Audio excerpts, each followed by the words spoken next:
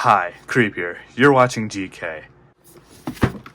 This is the Microsoft Surface Go. But it's not just any Microsoft Surface Go. This is... Oh, shoot, this is hella dusty. This is the Microsoft Surface Go that was actually also my first ever computer. So, I talked about in the previous video, which you could probably check out somewhere. I don't know where I'm going to put it. But if you've seen the previous video, I basically originally, my second ever computer was my MacBook Air, the M1 model specifically. And if I'm gonna be honest, like, that laptop, I'm probably still gonna use it for a good few years. I'm not gonna lie. It's probably gonna be with me a lot more longer than I think it will be. But the truth is that my first ever computer was this one, right? And obviously, if you've also checked out my channel, you also know that I also have a PC. I don't know why I said also so many times. So I thought that, you know, in the midst of a new school year almost starting, or probably already starting, depending on when this video is up, I thought it would be a good idea to just basically just show you all of this. Just basically go through my old Microsoft Surface Go. I will open it and I will show you the insides, but it's probably not going to be, I guess you could say, a deep dive. I'm planning on this video just being a little brief, a little quick, just a quick look into the past. Because, well, my last video on looking at old tech, which was the Nintendo DS, you know, that one was, it was pretty brief, but it wasn't as brief as I wished it would be. So I hope this video is a little bit different. Maybe not. I don't know. I'm a huge yapper. What can I say? So let's start with a little small back in the past unboxing. Yeah. Okay. So first, when you open it, obviously you get the computer itself, and on top and underneath it, you also get the keyboard that it comes in. See, what makes the Microsoft Surface Go so different is that it's not necessarily what you would call It's not what you would call a normal laptop. As you can see, it's technically separated into two separate parts. One is the actual computer and the other is the keyboard. So in other words, this was basically just Microsoft's version of a tablet. It really is. It also does kind of give like school tablet vibes. If we were to get back to this box real quick, you'll see in the back, it has very like school laptop-esque kind of like specs. You know, you got an Intel Pentium Gold processor. In my opinion, that's just basically saying, yeah, we were just using a processor from like the early 2000s on this. 128 gigabytes of storage, which is basically just a more souped up version of an iPad, and 4 gigabytes of Go RAM, whatever the hell that is. Probably their own specified version. Again, giving Apple vibes here. And of course, it's running Windows 10. Cool. Let's actually get inside of the box here. Yeah, this is bringing back a lot of nostalgia for me. I'm not gonna lie. I don't think the case is originally supposed to be here. I think this was supposed to be separate, but you know, never know. Let's close this up real quick and let's get over to the keyboard. I remember using this keyboard to, you know, actually like do homework and stuff, you know, all that kind of stuff.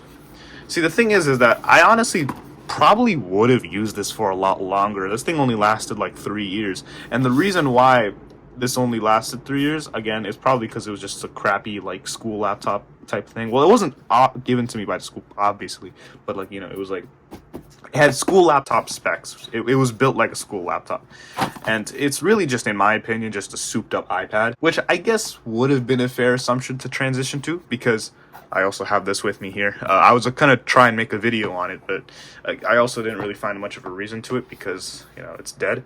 But yeah, see, this is my first ever iPad, right? So I was a huge iPad kid growing up. This thing is dead now. It won't work out anytime soon because, like, I mean, like, it works, I guess, but I wanted to keep the original storage on here and stuff, but it needs iTunes. It's iTunes locked, so unless I were to get like some $15,000 jailbreaking device that just somehow bypasses all of this, I legit just can't do anything about it. But putting this back, I guess when you think about it in like that kind of context, it makes sense why my dad would ultimately get this. But at the same time, this wasn't like my first ever computer, using like one. I obviously used like the school computers. I've used the library computers, you know, like when the library has those little computers. I played on those a lot, played a lot of flash games there. And we even had like this very old Toshiba. I think I still remember the model number. It's a Toshiba C55, whatever it was. It honestly it's I think like a mid 2010s laptop, but the way that it's designed and it looks, it low-key just looks like something straight out of like 2008. But I'm not the one to judge. It was used, it was broken already. It was pretty like, I'm not gonna lie, it was pretty doo-doo. So obviously, to have this laptop, it would definitely freshen things up a bit. And also the first laptop that I actually had, the laptop that we had, the Toshiba, was more of a family laptop, meaning that basically everybody used it, including my parents. So it wasn't really like my own personal device. This one, you know, it was my first ever personal computer. Okay, let's shut up about the history a bit, and let's actually get to actually opening this. Now, obviously, like I said, this computer is completely dead. Oh wait, look, there's my reflection. Okay, but yeah, no, like this thing, I got this thing in like what, 2018? I was like in when was I? This was like I want to say fifth grade so bad, but that would mean only 2 years. It was like fourth grade, maybe. I don't know. 28. It was 2018. That's for sure. And you know, it's what you'd expect from, I guess, a Microsoft Surface laptop. Oh, you know, it's a nice little tablet thingy. I think I could have potentially repaired this and brought this back to life had it not been for the fact that since it is a tablet computer, it obviously is built a lot like an iPad in the sense that it is very difficult to actually properly repair. And I've also heard a lot of horror stories from actual tech repair professionals that this thing is an absolute nightmare to fix. So I probably was just better off getting a replacement, hence the MacBook. But still, you know, there could have been a chance that this could have been my computer that could have started this channel and all this stuff. But honestly, had this computer not died, this channel wouldn't have existed. So, you know, its sacrifice was not in vain, I guess. Got the little charging thing here. This was actually what caused the computer to die. So let me explain how this computer ended up dying and how I ended up getting the MacBook. So I was in this was back when we had the lockdown, right? Or not really back when we had the lockdown. This was back when we were trying to slowly transition from lockdown to post-lockdown, where, you know, we started actually going back into society and touching grass. So I was, my school had two options. It was either A, I took the virtual only class, which meant that I would only, like, you know, be on like Google Meets calls and then just like do the classes there, do the classes on Google Classroom, you know, stuff like that.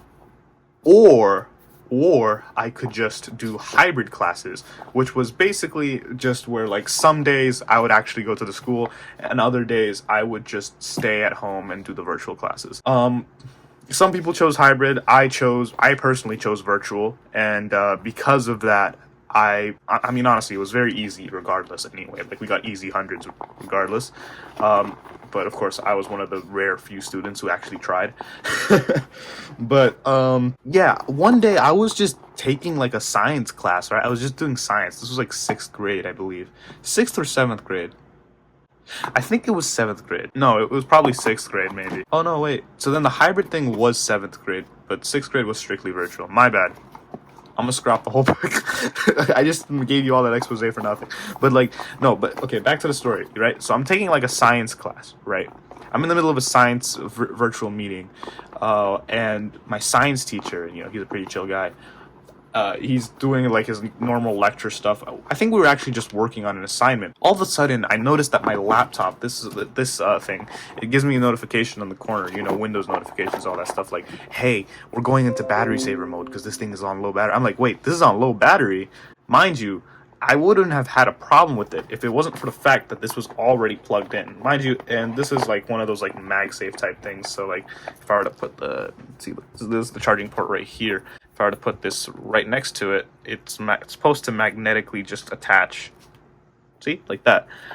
But for some reason, it was magnetically attached and it wasn't doing anything. Like, the light was on and everything, so it was very clearly like giving or at least sending in power, but it was just not receiving anything. So I was like, okay, what the hell is going on?